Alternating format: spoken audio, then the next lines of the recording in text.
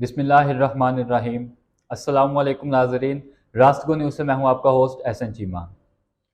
ازل سے لے کر آج تک ہر اچھائی کے خلاف برائی یا برائی کے خلاف اچھائی کا جھگڑا رہنا ایک سادہ سا فارمولہ ہے جس کو سمجھنے یا سمجھانے کے لیے زیادہ توانائی ضائع کرنا نامناسب ہے۔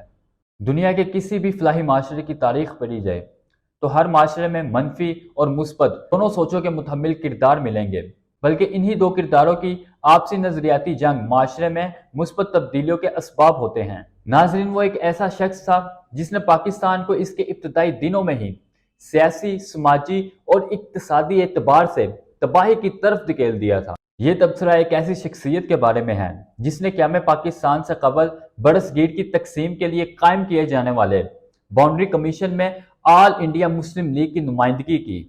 قیام پاکستان کے بعد یہ شخص پنجاب چیف کورٹ یعنی موجودہ ہائی کورٹ کا چیف جسٹس بنا۔ اس کے بعد فیڈرل کورٹ آف پاکستان یعنی موجودہ سپریم کورٹ کا چیف جسٹس آف پاکستان بنا۔ جی ناظرین، جسٹس محمد منیر جج کی حیثیت سے اپنے طویل کیریئر کے دوران اپنا کردار ادا کر کے 26 جون 1981 کو اس دنیا سے کوچ کر گئے۔ سپریم کورٹ بار ایسوسی ایشن کے سابق صدر اور ممتاز قانون دان حامد خان نے پاکستان کی آئینی اور سیاسی تاریخ بارے اپنی مقبول کتاب constitution and political history of Pakistan میں لکھا۔ بطور جج جسٹس منیر کی قابلیت اور علمی حیثیت شک و شعبے سے بالا ہے، لیکن کاش ان کے ارادے بھی نیک ہوتے۔ پاکستان کی قومی تاریخ میں جسٹس منیر کا کردار باؤنڈری کمیشن سے ہی شروع ہو جاتا ہے۔ باؤنڈری کمیشن کے ذریعے پنجاب کی ایسی تقسیم جس کی وجہ سے آزادی کے وقت بڑے پیمانے پر ہجرت اور قتل و غارت کے علاوہ کشمیر جیسا پیچیدہ مسئلہ پیدا ہو گیا، جو برصغیر کی دو بڑی طاقتوں کے درمیان جھگڑے کا باعث بنا۔ اس معاملے میں پاکستان میں باؤنڈری کمیشن کے کردار اور بعض صورتوں میں مسلم لیگی وفد کی کارکردگی پر بھی سوال اٹھایا جاتا ہے۔ تاہم قیام پاکستان کے بعد عدلیہ کے ایک ممتاز رکن کی حیثیت سے ان کے فیصلے بڑے پیمانے پر ہدف تنقید بنے۔ اس سلسلے میں ملک میں کافی حد تک اتفاق رائے پایا جاتا ہے کہ اگر انہوں نے اپنے فیصلوں میں نظریہ ضرورت متعارف نہ کروایا ہوتا تو ملک کی تاریخ مختلف ہوتی۔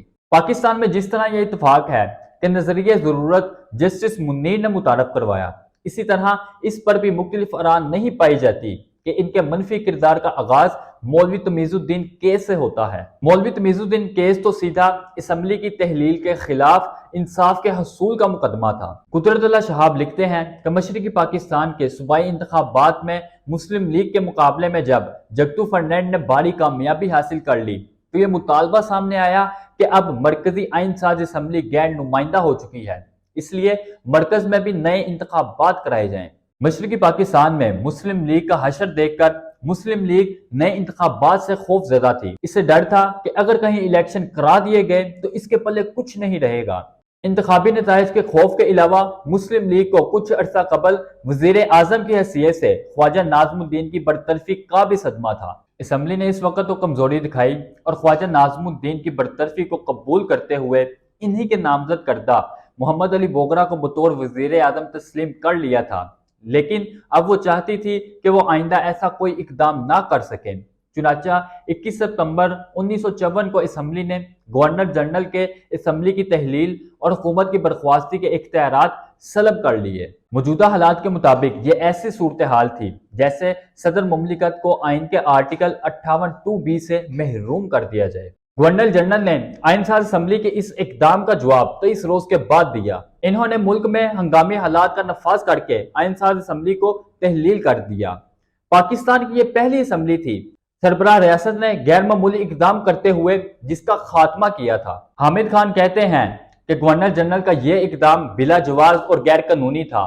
ان کی رائے کے مطابق بظاہر ایسا لگتا ہے کہ اس میں فوج کی تائید بھی شامل تھی، کیونکہ اس کے بعد جو کابینہ بنائی گئی اس میں کمانڈر ان چیف کو وزیر دفاع کی حیثیت سے شامل کیا گیا۔ ایوب خان نے اپنی سیاسی خود نوشت جس رزق سے آتی ہو پرواز میں کوتاہی میں دعویٰ کیا کہ گورنر جنرل نے انہیں پیشکش کی تھی کہ وہ ملک کا اختیار سنبھال کر 3 ماہ میں ایک آئین تیار کریں، جسے انہوں نے مسترد کر دیا اور کہا کہ یہ عاقبت نا اندیشی ہوگی۔ قدرت اللہ شہاب اس دعوے کو مسترد کرتے ہوئے لکھتے ہیں کہ فوج کا جو سربراہ اقتدار سنبھالنے کی پیشکش پر گورنر جنرل کو کھری کھری سنانے کی ہمت رکھتا ہو، اسے دیگر غیرآئینی اقدامات پر بھی اسے ٹوکنا چاہیے تھا، لیکن ایسا کرنے کے بعد بنائی جانے والی کابینہ میں فوج کا سربراہ رہتے ہوئے وزیر بن جاتا ہے، جس سے ان کا دعویٰ کمزور ہو جاتا ہے۔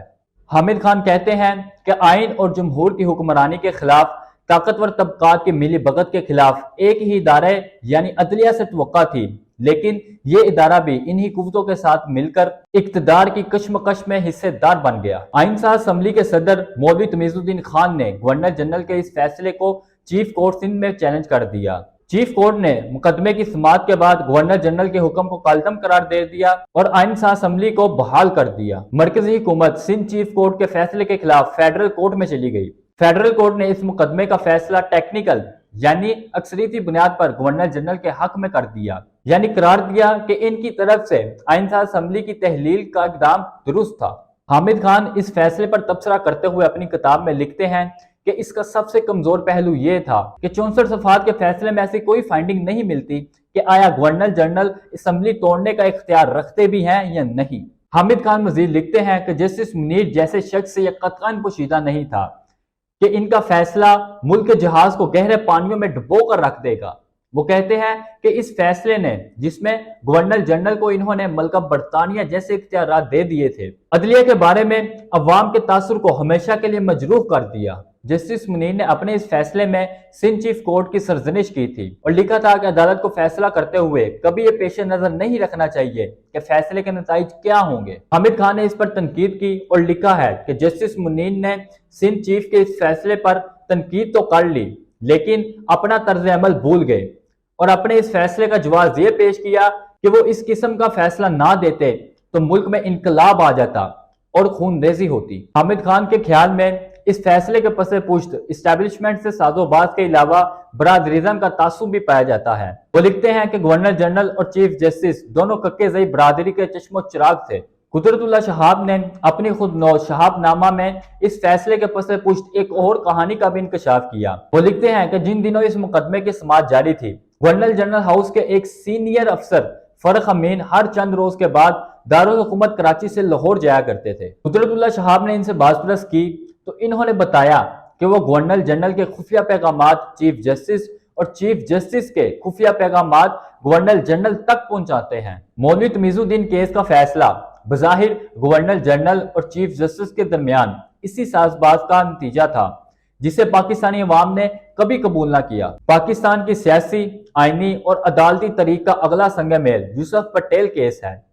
اس مقدمے کی جڑیں بھی مولوی تمیز الدین کیس میں پیوست تھی۔ فیڈرل کورٹ آف پاکستان نے نظریہ ضرورت کی بنیاد پر مولوی تمیز الدین کے کیس کا جو فیصلہ سنایا تھا، اس کے نتیجے میں صرف یہ نہیں ہوا کہ مقننہ بحال نہ ہوئی، بلکہ اس فیصلے کے نتیجے میں ملک کے 46 قوانین بھی کالعدم ہو گئے۔ اس وجہ سے کار ریاست کے روزمرہ کے امور کی انجام دہی بھی ناممکن ہو گئی اور ملک ایک بہت بڑے بحران سے دوچار ہو گیا۔ اس صورتحال سے نمٹنے کے لیے گورنر جنرل غلام محمد نے اس فیصلے کے 6 روز کے بعد ہنگامی اختیارات کے حصول کے لیے ایک آرڈیننس جاری کیا۔ غلام محمد چاہتے تھے کہ وہ تحلیل شدہ اسمبلی کی جگہ اپنے نامزد افراد کا ایک کنونشن منعقد کروا کر ایک خود ساختہ آئین تیار کر لیں۔ اس آئین کے ذریعے گورنر جنرل نے جو اختیارات حاصل کیے تھے وہ غیر معمولی نوعیت کے سیاسی مضمرات رکھتے تھے۔